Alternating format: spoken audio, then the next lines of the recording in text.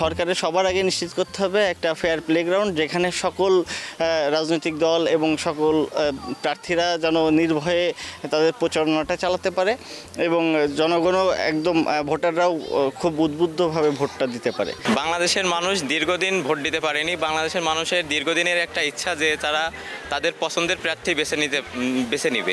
এই সুযোগটা কখনোই ছিল না, এখন নতুন এই সুযোগটা তৈরি হয়েছে। আমরা এই সুযোগের সদ্ব্যবহার করতে চাই, আমরা আমাদের পছন্দের প্রার্থীকে ভোট দিতে চাই। যাদের সবসময় ডাকলেই পাওয়া যায়, যাতে চাঁদাবাজ ছিনতাইকারী এসব মানুষেরই আমি ভোট দেবো না। যারা নিরপেক্ষ বাংলাদেশ যাতে শান্তি শৃঙ্খলা বজায় থাকে সেই ব্যক্তিরই আমি ভোট দেবো। সামনে যে নির্বাচন আসতেছে এটা নিয়ে কিন্তু আমি খুবই এক্সাইটেড বলা যায়। তো প্রথম ভোটটা ইনশাল্লাহ চেষ্টা করব যাতে রাষ্ট্রের উন্নতি হয় এবং দেশের উন্নতি হয়, সেই হিসাবে যাতে দিতে পারি। সুযোগ্য একজন প্রার্থী চাই যে আমাদের দেশের উন্নয়ন করতে পারবে এবং উন্নয়ন কাজে সে সহযোগিতা করতে পারবে, এই রকম প্রার্থীকে আমরা ভোট দিতে চাই।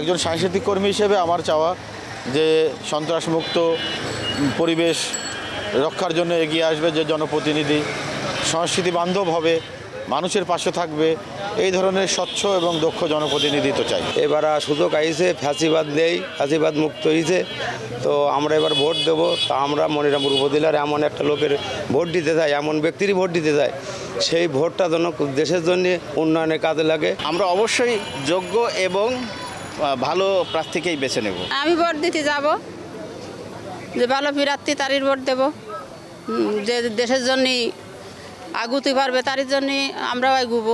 আমরা যাকে ভোট দিয়ে নির্বাচিত করব সেজন্য আমাদের ভালো কাজ কারবারগুলো করে বা বিগত সরকারের মতন যেন ওইরকম নৈরাজ্য না করে, এটাই হচ্ছে আমাদের প্রত্যাশা। আমি মনে করি সুস্থ নিরপেক্ষ ভোট হোক, মানুষ তার যোগ্য নেতৃত্ব বেছে নিক এবং দেশ গণতন্ত্রের পথে হাঁটুক।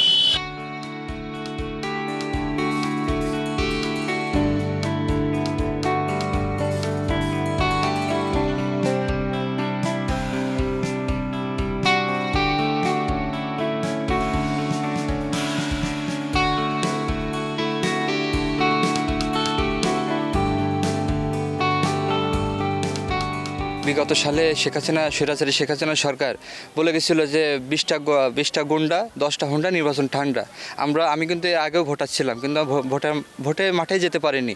আমি মাঠে যাওয়ার আগে দেখি আমার ভোট হয়ে গেছে। আমরা সেই গুন্ডার রাজনীতি আর চাই না। আমরা চাই আমাদের সকল একটা শিক্ষিত রাজনীতি গড়ে উঠুক আমাদের এই দেশে। আমার মতন যারা নতুন ভোটার আছে সবাই কিন্তু একটা আনন্দময় রয়েছে, দিন কাটাচ্ছে। যে স্বৈরাচার যে হাসিনা ছিল তাকে কিন্তু পতন করা হয়েছে 5 তারিখে।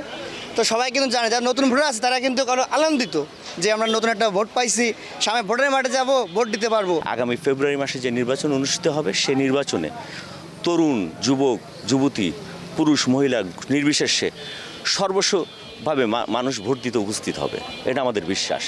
মানুষের ভিতরে আমরা ওই উদ্দীপনা, ওই আশা, ওই কথাবার্তা আমরা পাই। অবশ্যই একজন ব্যবসায়ী বান্ধব একজন এমপি চাই, যিনি সবসময় আমাদের যশোরে আছে, যার পদচারণা থাকবে, যাকে আমরা সবসময় এখানে পাবো, জনগণের সুখে দুঃখে বিভিন্ন সমস্যায় যে এমপি আমাদেরকে কথা শুনবে, আমাদের সমস্যার সমাধান হবে, আমাদের যশোরবাসীর উন্নয়ন হবে, এমনই একজন এমপি হিসেবে আমরা যশোরবাসী চাই।